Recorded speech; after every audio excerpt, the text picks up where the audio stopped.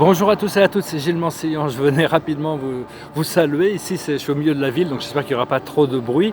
Je voulais juste faire cette vidéo pour annoncer, il y a plusieurs bonnes nouvelles à annoncer, c'est-à-dire qu'il est prévu que vraiment le Nessara Gessara, la libération du monde d'un point de vue financier, est vraiment sur le point de se réaliser, ce qui est concordant, symétrique avec ce qui arrive aussi pour moi ici. Je sens que c'est imminent, ma libération est imminente.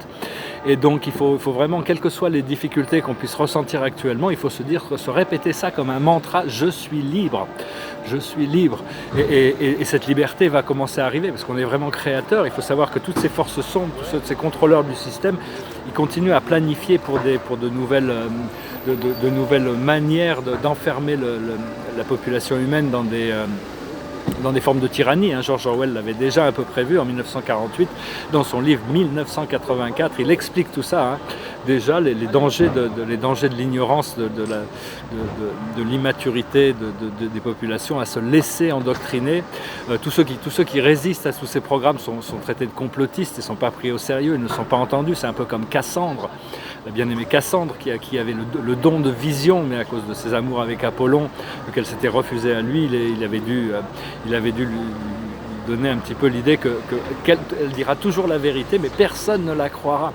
Mais enfin bon, pour tous ceux qui ont des oreilles, ils savent entendre et ressentir. On sait que de toute manière, tout ce procédé est vraiment est un procédé qui ne va pas durer de toute manière. Je voulais aussi adresser l'idée que très rapidement,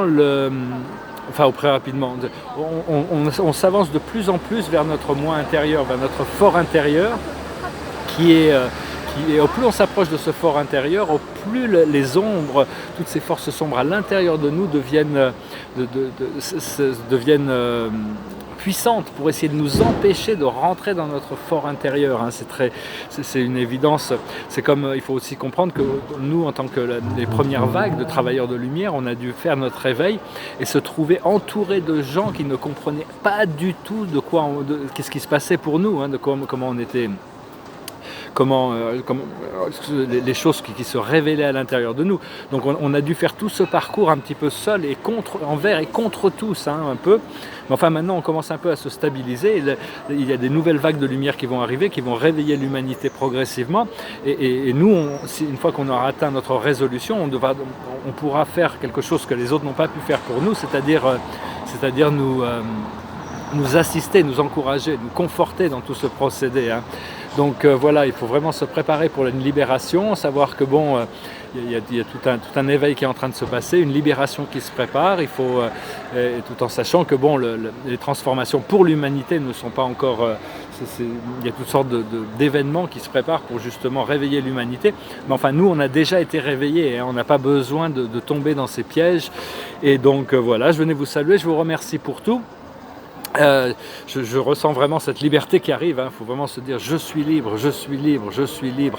Se répéter ça pour vraiment savoir que on est rentré en alignement avec cette liberté et qu'elle est prête à se manifester. Enfin, il faut vraiment écouter la voix intérieure aussi, parce que c'est elle qui nous guide, c'est elle qui sait vraiment ce qui arrive, de toute manière. Donc on est tous différents, il y a des choses peut-être à adresser, il y a des choses à faire. Il faut essayer d'agir plus vers le cœur, parce que c'est tout.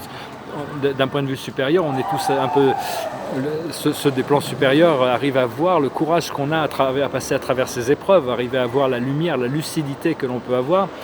L'idéal, c'est de pouvoir rester lucide et serein face à toutes les circonstances, et aussi de l'amour inconditionnel, parce que il y a une demande de fraternité, de partage, de compassion, d'empathie, disons, qui est quand même toujours assez présente, et tout cela nous sert dans notre évolution, parce qu'au plus on donne, au plus on reçoit aussi.